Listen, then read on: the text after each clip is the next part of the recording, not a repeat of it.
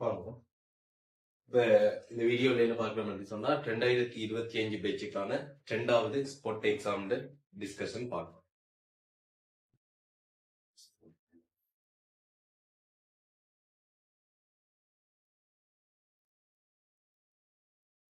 இப்ப வந்து பாத்தீங்கன்னா என்ன சொல்லப்படுது, முதல்ல படத்தை குறிக்கொள்வோம். ஒரு ஆப்பு இயங்குகின்ற ஆப்பு சம்பந்தமான ஒரு கேள்வி.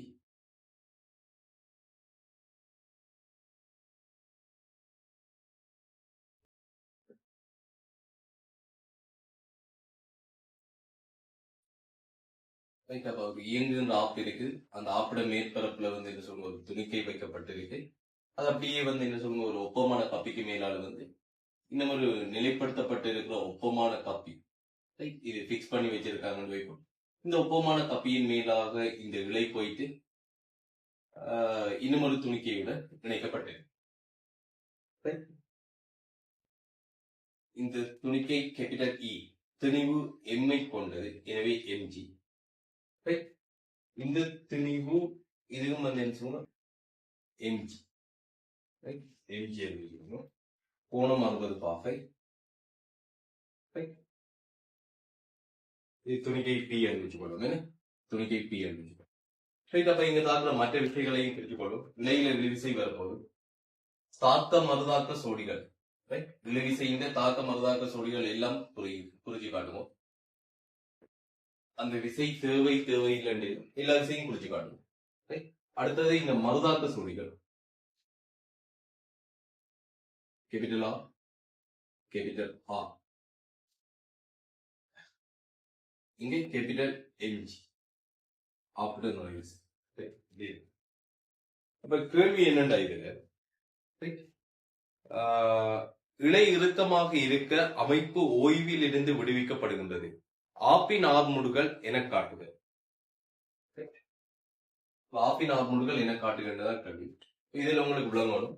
இதுக்கு வந்து ஸ்மால் எஃப் இப்படி ஒரு ஆர்முடுகள் இருக்குது. துணிக்கை பிக்கு ஸ்மால் எஃப் இப்படி ஒரு ஆர்முடுகள் இருக்கு. அல்லது உங்களுக்கு விருப்பம்னா இந்த திசையில மார்க் பண்ணலாம். நான் இந்த திசையில குறிச்சிருக்கிறேன். ஆப்புக்கு இந்த திசையில ஒரு கேபிட்டல் எஃப் ஒரு ஆர்முடுகள் இருக்குது.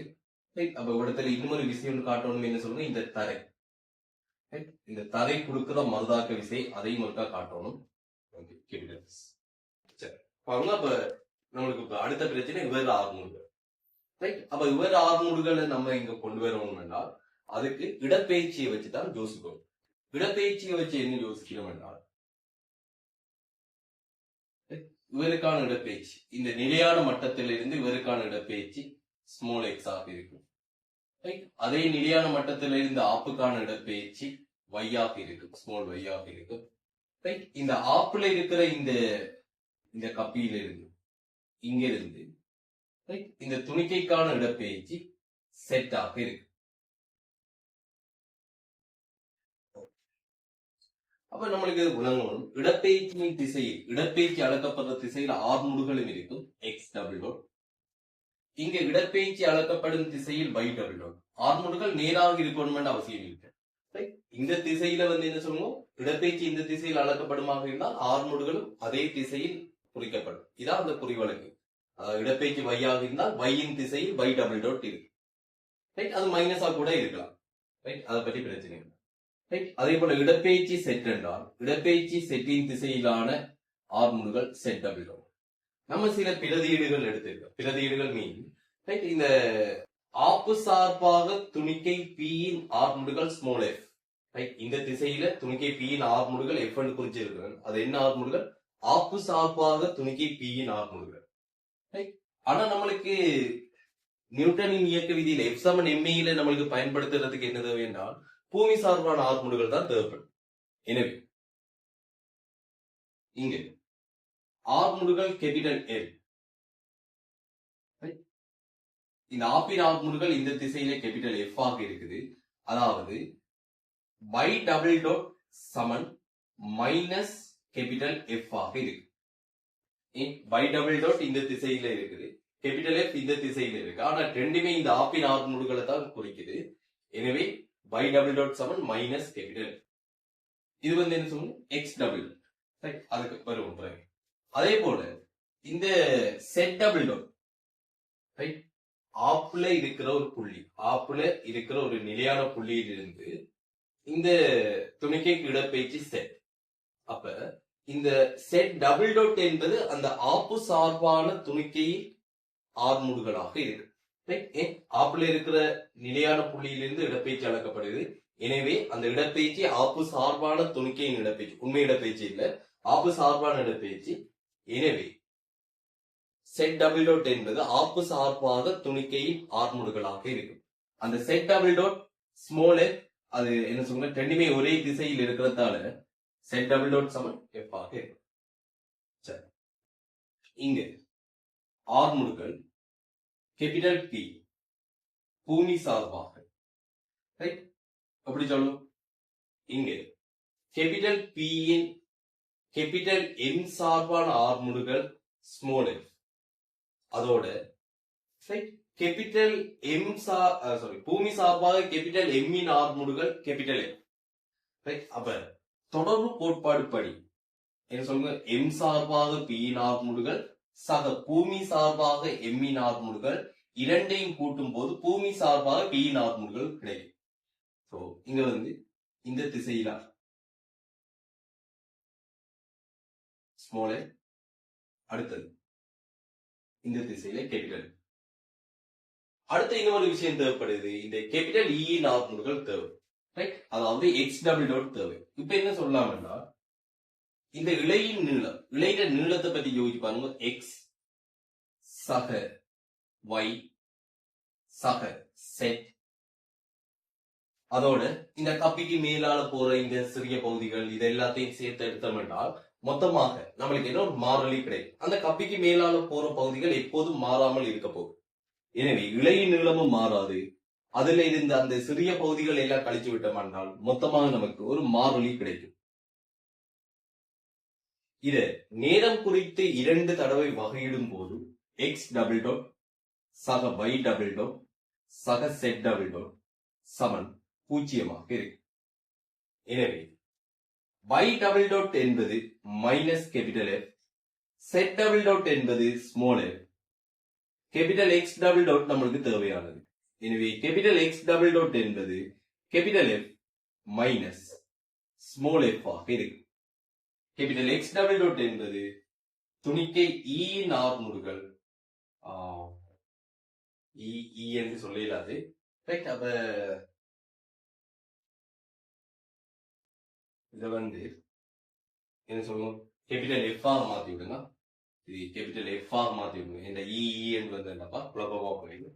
இப்ப இடத்துல என்ன சொல்லுவோம், எஃப் இன் ஆர்முடுகள் பூமி சார்பாக, ரைட், எஃப் இன் ஆர்முடுகள் பூமி சார்பாக நோக்கி x double dot, x double dot என்பது capital F minus small f. Right, சமன்பாடுகள் பயன்படுத்தலாம். ரைட், இங்க துணிக்கை பி, துணிக்கை பிக்கு எஃப் சமன் எம்ஏ போடுவோம். எப்படி, சாய்வின் வழியே போடுவோம். கீழ் நோக்கி போடலாம் அல்லது மேல் நோக்கி போடலாம். காரணம் என்ன, இந்த மறுதாக்கங்களை தவிர்ப்பதற்காக. நீங்க வேற திசையில கிடைநிலைக்கு தான் எல்லாம் பாவிக்க போனீங்கன்னா இந்த கேபிட்டல் ஆர்ல பிரித்த கூறு சமன்பாட்டுக்குள்ள வரும். எனவே அது இன்னும் பெரிய சிக்கலாக்கும், தெரியா கணியங்களை அதிகரிக்கும். சோ நான் என்ன செய்யறேன், சாய்வின் வழி எஃப் சமன் எம்ஏ பாவிக்கு.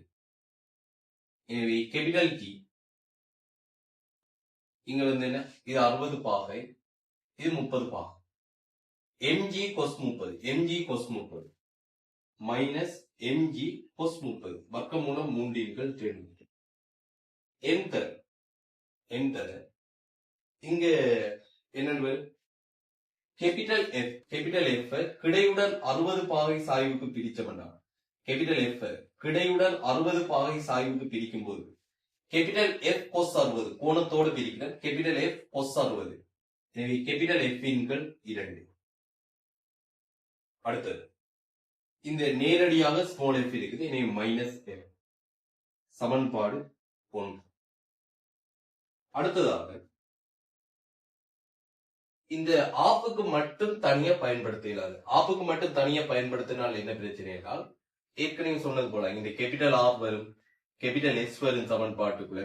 கிடையாக பயன்படுத்தினீங்கன்னா கேபிட்டல் ஆர் வரும், நிலைக்குத்தா பயன்படுத்தினீங்க. நிலைக்குத்தா பயன்படுத்தலாம். பயன்படுத்தினா என்ன வரும்? கேபிட்டல் எஸ் வரும். இந்த டீட பிரித்த கூறு எல்லாம் எடுக்க வேண்டி வரும். இப்படி நிறைய சிக்கல்கள் இருக்கு. அப்ப இந்த ஆர்எஸ் இதெல்லாம் தவிர்க்கணும் என்றால் நம்ம என்ன சொல்லுவோம்? மொத்த தொகுதிக்கு கிடையாக பயன்படுத்தும். கிடையாக பயன்படுத்த போல எஸ் தவிர்க்கப்படும். தொகுதியாக யோசிக்கும் போது ஆறு மாறும் ஒன்றை ஒன்று சமப்படுத்தி விடும்.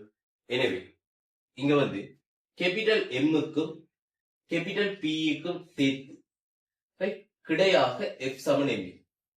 ரைட், நீங்க தொகுதி என்று எழுத இயலாது. இங்க தரப்பட்டு இருக்கிற எல்லாம் சேர்த்து தான் தொகுதி.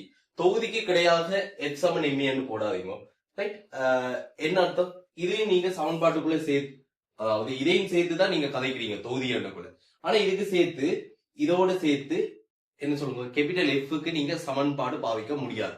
ரைட், காரணம் என்னென்றால் இந்த அதாவது ஆப்பும் இந்த கேபிட்டல் எம்மும் கேபிட்டல் பியும் தான் தொடுகையில இருக்குது. இந்த கேபிட்டல் எஃப் இதோட தொடுகையில இல்லை. இதோட இயக்கம் ஆப்புடைய இயக்கம் கிடையாக இருக்குது. இதோட இயக்கம் நிலைக்குத்தாக இருக்குது.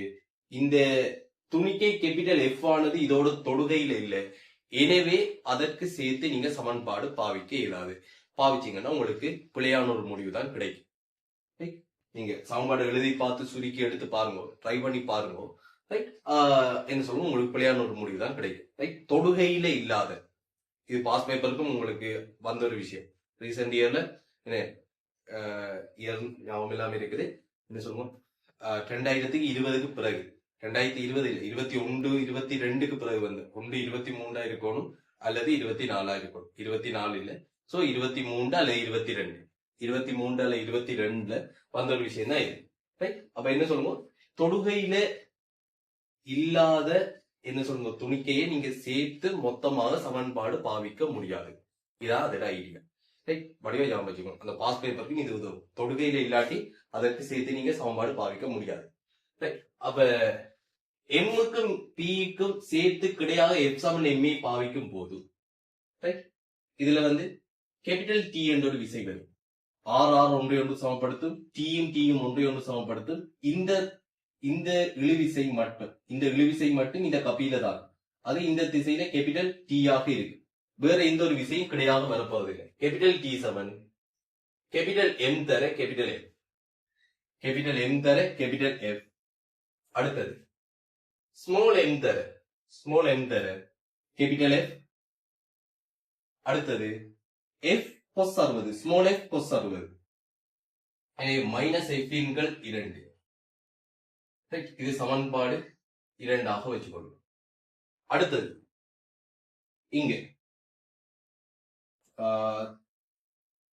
துணிக்கை கேபிட்டல் எஃப்க்கு கீழ் நோக்கி எஃப் சமன் எம்ஏ பயன்படுத்துவோம்.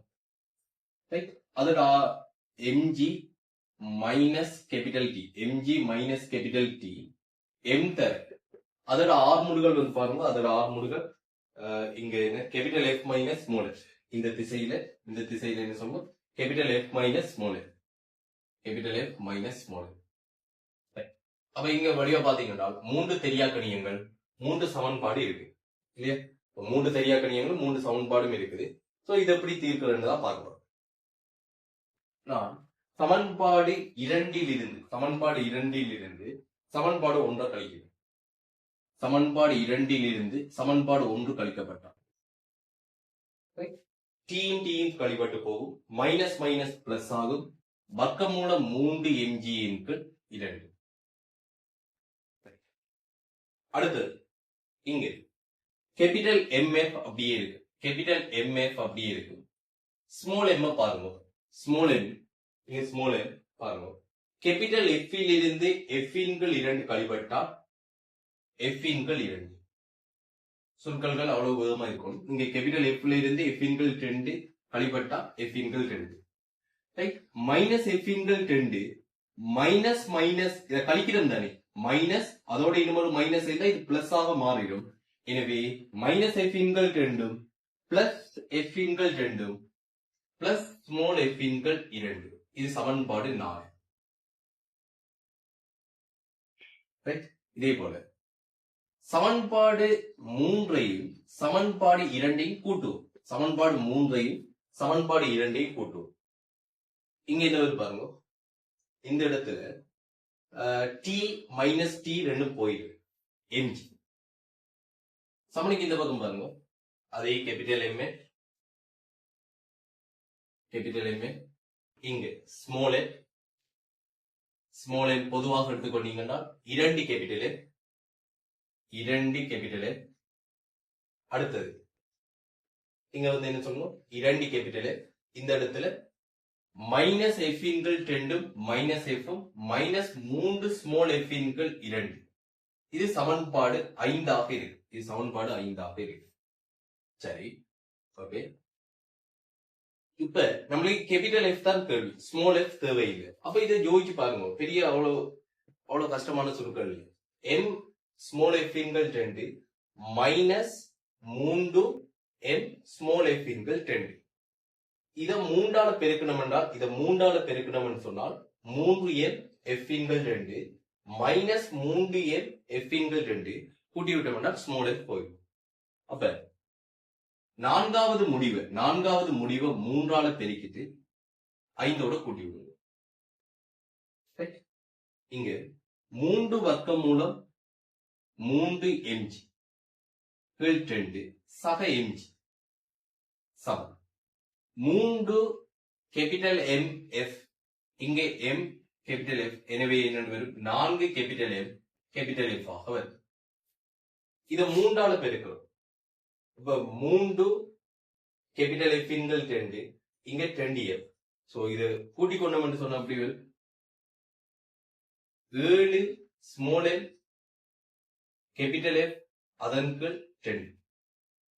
இங்க 3 கேபிட்டல் எம்ம விடுங்களேன் 3 கேபிட்டல் எஃப் இன்கள் 2 இங்க 2 எஃப். சோ ஃபார்மஸ் எடுத்து கொண்டோம்னா 2ஆல் பெருக்கணும்னா 4 3 7 எம் கேபிட்டல் எஃப் இன்கள் 2. இப்ப நம்மளுக்கு எல்லாத்தையும் 2ஆல பெருக்கி போட்டு இங்க வந்து என்ன கேபிட்டல் எஃப் எழுவாயிருக்கு. முழுவதையும் 2ஆல பெருக்குவோம். அப்ப 3 வர்க்கமூலம் 3 எம்ஜி சக 2 எம்ஜி, அந்த எம்ஜியை பொதுவாக எடுத்துக்கொண்டோம் என்றால் இப்படி வரும். அப்ப இங்க 2ஆல பெருக்கணும் என்றால் 8 கேபிட்டல் எம், இங்க 2ஆல பெருக்கணும் என்றால் 7 ஸ்மால் எம் கேபிட்டல் எஃப் பொதுவாக எடுக்கப்படும். எனவே விடை 3 வர்க்கமூலம் 3 சக 2 எம்ஜி அதன் 8 கேபிட்டல் எம் சக 7 ஸ்மால் எம். இதுதான் வந்து பாருங்க காட்டுச்சொட்டு விடை. இப்ப இதுல கீ ஐடியா, முக்கியமான ஐடியா என்னன்னா, நீங்க தொகுதி என்று போட்டுட்டு பி அடுத்தது இந்த கேபிட்டல் எஃப் அடுத்தது கேபிட்டல் எஃப் இது 3க்கும் சேர்த்து சமன்பாடு பாவிக்க கூடாது. தொடுகையில் இல்லாத துணிக்கைகளை சேர்த்து சமன்பாடு பாவிக்க கூடாது. இவ்வளவுதான் ஐடியா. முடிச்சுக்கணும். அடுத்த ஸ்பாட்ல பார்ப்போம். சரி.